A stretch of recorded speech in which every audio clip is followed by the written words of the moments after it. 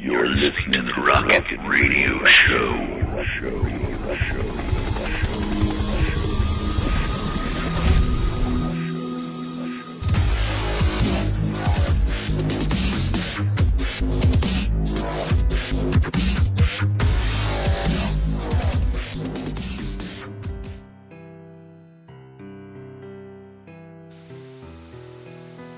Ladies and gentlemen, welcome to the Rocket Radio Show.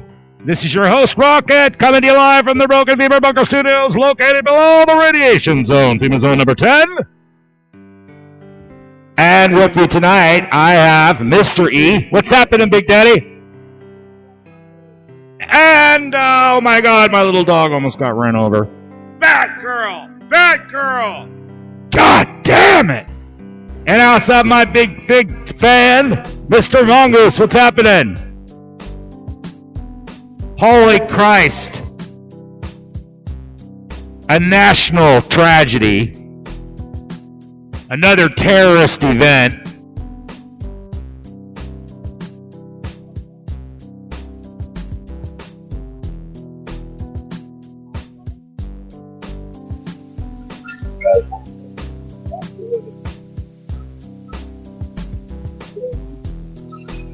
Classic MK Ultra.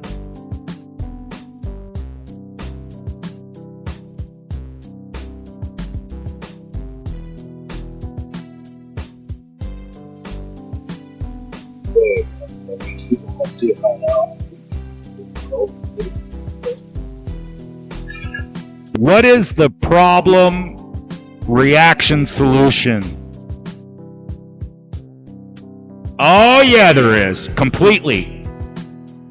This is how they do it, that Hegelian dialect. They create a problem, and then they have a solution. Let's think about it. The main topic, definitely, guns, guns, guns.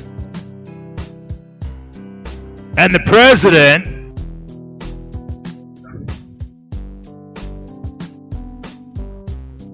hey, Mr. E. Yeah, we're coming in loud and clear, on the radio. Copy that.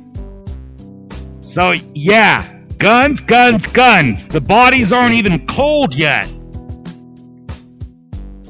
What is everybody saying?